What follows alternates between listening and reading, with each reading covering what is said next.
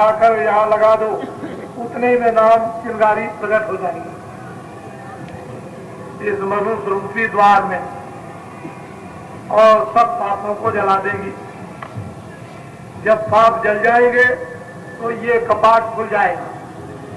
राम नाम रूपी मणि आपके सामने जलती हुई सूरज और चंद्रमा और जितने भी तारे चमकते हैं और लाखों सूरजों को और इकट्ठा कर दिया जाए तो इस राम नाम मणि के सामने उसके प्रकाश में ये सूरज की रोशनी लज्जित हो जाएगी। इस तरह से कि दिन में भी तारे निकले रहते हैं, जब सूरज निकलता है तो उसकी रोशनी में तारे छिप जाते हैं।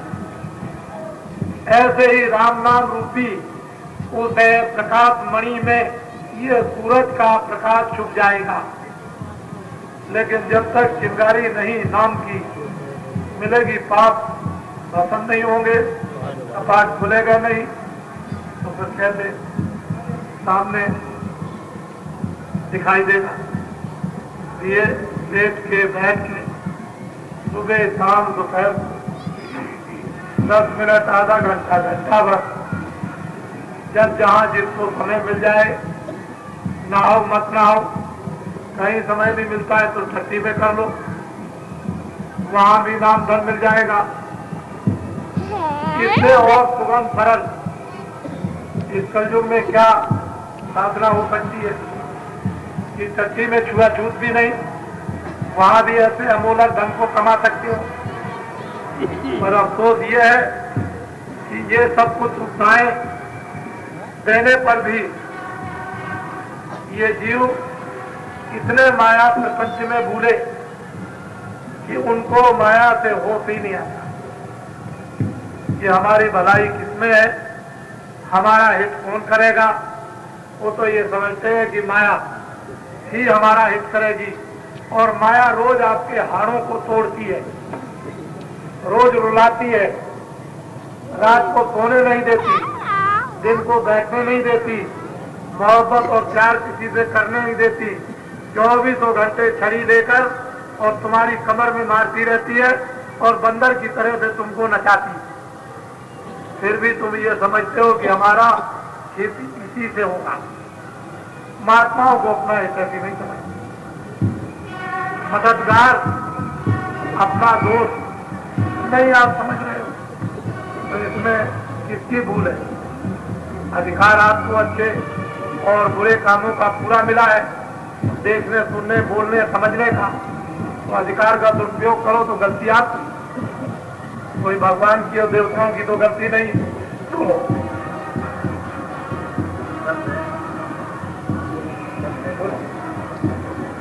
यहाँ तुम्हें समझ सोच कर कहते हैं यहाँ समझ सोच के चलना ये मृतलोक है। रास्ता बड़ा टेढ़ा मेढ़ा, नदी बड़ी गहरी गंभीर, पार करने के लिए मल्लाह नहीं और नौका भी नहीं है, बल्ली और बांस का कोई सहारा भी नहीं मिलता है। तो समझ सोच के चलना। जरा सी तुम अचेत अवस्था जाए कि डूब गए। ये ऐसा रास्ता है फिसलने वाला कि चले जा रहे हो, जरा से गिर गए चले गए, फिर उठाने वाला कोई नहीं, रोते ही रह जाओगे, कोई आपको उठाएगा नहीं गड्ढे से। तो यहाँ तुम समझ सोच कर चलना। बोलो। यह तो बड़ियत तेरी मन के साथ पढ़ना। कहते हैं ये बड़ा रास्ता टेढ़ा है, तुम इंद्रियों के दरवाजों पर बैठ करके मन के साथ चक्कर मत मारो। मन के इंद्रियों के दरवाजों से मन को थोड़ा सा तब काम बनेगा। मैं ये आपको सत्संग सुना रहा हूं, इसको बंद करो, कुछ और सुना दे। देखो ये सतयुग का एक ढंढोरा आपके सामने आया। मैं ये भली प्रकार से समझता हूं कि जो सतयुग का ढंढोरा पीछा जा रहा, जीवों को इसमें तनिक और जरा भी विश्वास नहीं। आज के कुछ दिन पहले हम कुछ और भी ढंढोरा पीट रहे थे। उस समय पर लोग बिल्कुल सामने खड़े होकर कहते थे कि जो भी आप बात कह रहे हो ये होने वाली नहीं। एक एक चीजों को बताया था। जितनी इस्तेमाल की चीजें हैं, कपड़ा हो, अनाज हो, चीनी हो, चावल हो, सोना हो, चांदी हो, पीतल हो, धातु हो, जितनी भी चीजें इस देश के अंदर, जब मैं उनके बारे में कहता था तो मेरे सामने लोग कहते थे कि मुझको आपका विश्वास नहीं और ये कुछ भी होने वाला नहीं। तो मैं उनसे यही कहता था कि आप अपने कागज पर दिल और दिमाग में नोट करके रखो। जब मेरी ये बातें कुछ समय के बाद पूरी हो जाए तो इसको सही मान लेना। मैंने कोई बेहोशी में तो सतयुग का नारा लगाया नहीं, कोई मूर्खता में तो लगाया नहीं। मुझसे तो किसी ने ये कहा कि अपने धर्म संदेश के साथ एक ये भी आवाज लगा के लोगों को सुना दो, तो नहीं तो नया काम, एक नई आवाज खड़ी करनी पड़ेगी। तो इसी धर्म संदेश के साथ में जरा सा इनके कान में ये भी बात डाल दो। तो जब सतयुग आएगा तो आप क्या करोगे? दिन में काम, शाम को बच्चों की सेवा, और उसके बाद सभी हिंदू मुसलमान बैठ के इबादत, भगवान का भजन और उस घाट की प्रार्थना लोग बैठ के करेंगे। जब सतयुग आएगा तो मकानों में ताला लगाने की कोई जरूरत नहीं। सभी लोग अपने अपने नियमानुकूल अपने अपने आश्रम और मानव धर्म का पालन करेंगे। और जल, पृथ्वी, अग्नि, वायु, आकाश, ये सभी देव और देवता जब आगे चलकर के संपूर्ण प्रसन्न हो जाएंगे तो समय समय पर उतनी वृष्टि, उतनी गर्मी, उतनी जाड़ा, इतनी आपको आवश्यकता होगी अपने मानव शरीर की रक्षा के लिए। अन्न हो, सब्जी हो, फल हो, दूध हो, घी हो, मक्खन हो, कपड़े हो, ये हो, वो हो, उतना ही आपको अधिक से अधिक, जिसको कहते हैं इफरात, ज्यादा से ज्यादा, ये आपको संग्रह वृत्ति और भावना आपके अंदर में इस प्रलोभन की ना हो कि आगे चलकर के हमको नहीं मिलेगा तो हम सब संग्रह कर लें।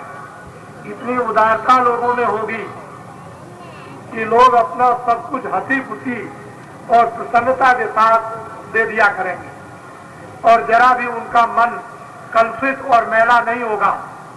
ये है सब सतयुग के लक्षण। आपने उसका एक छोटा सा रूप